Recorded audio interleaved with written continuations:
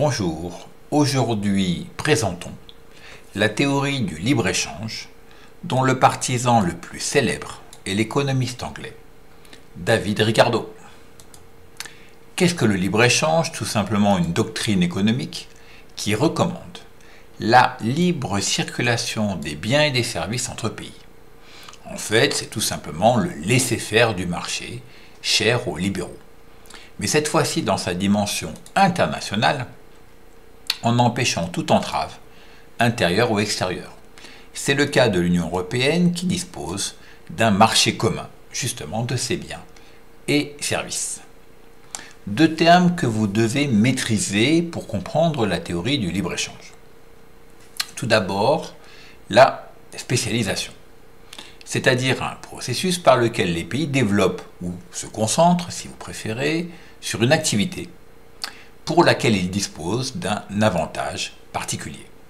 Ceci provoque la division internationale du travail, qu'on appelle aussi DIT, c'est-à-dire un partage rationnel, raisonnable, calculé, des activités de production, cette fois-ci à l'échelle mondiale, qui aboutit à une spécialisation de chaque pays dans le domaine où il est le plus efficace. Du point de vue des partisans de libre-échange, ceci a un double avantage. Tout d'abord pour les producteurs, une plus grande efficacité économique. Chaque pays devra se spécialiser là où il est efficace. Ça veut dire que les industries locales, par exemple, qui ne pourront pas faire face à la concurrence internationale, vont tout simplement disparaître. C'est la célèbre théorie de la main invisible du marché d'Adam Smith qui là est développée à une échelle mondiale. Seules les industries compétitives qui pourront faire de la qualité survivront. C'est donc dans l'avantage des consommateurs, car cela permettra une baisse des prix des biens et des services. Le consommateur, effectivement, aura le choix entre la production locale et un produit étranger. Ça signifie que les producteurs locaux, face à cette concurrence, vont devoir absolument baisser leurs prix. Consommateurs et producteurs y gagnent donc en termes de prix et d'efficacité. David Ricardo, à son époque, avait à cœur de montrer que le libre-échange était essentiel. Or, au XIXe siècle, l'Angleterre qui avait réalisé sa révolution industrielle était plus productive dans la plupart de production de biens et services. Regardez pour le drap, plus productif puisqu'il lui fallait moins d'heures de travail que le Portugal, pareil pour le vin. Dans ce schéma simplifié, je vous propose de réfléchir, de mettre en pause cette vidéo et de décider dans quel domaine chacun des pays doit se spécialiser et pourquoi. Maintenant, corrigeons l'exercice. C'est très simple.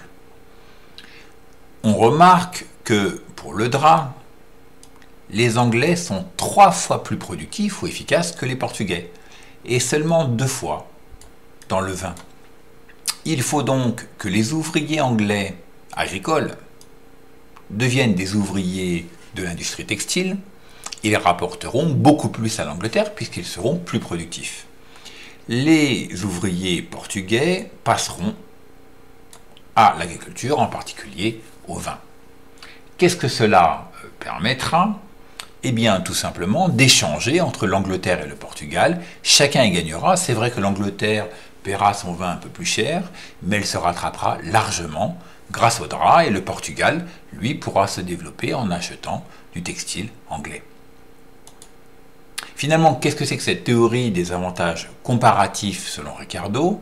Eh bien, chaque pays doit se spécialiser dans le domaine où il dispose d'un avantage relatif, c'est-à-dire là où son avantage en termes de productivité est le plus élevé, ou son désavantage éventuellement le plus faible.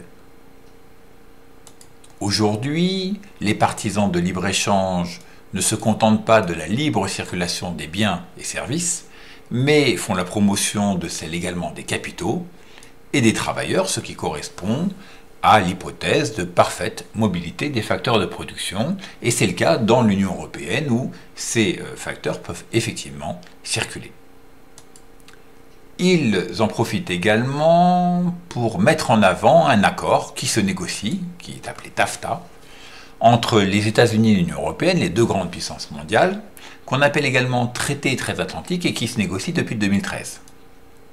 En 2015, il n'a toujours pas abouti car certains économistes, dirigeants, citoyens s'opposent à cet accord au nom de ce qu'on appelle le protectionnisme, autre théorie de l'échange que nous verrons dans une autre vidéo.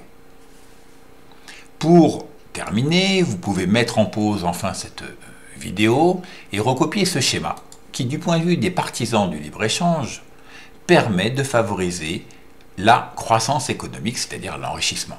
Si vous maîtrisez toutes les notions de ce schéma et le lien qu'elles entretiennent entre elles, vous êtes devenu un économiste accompli.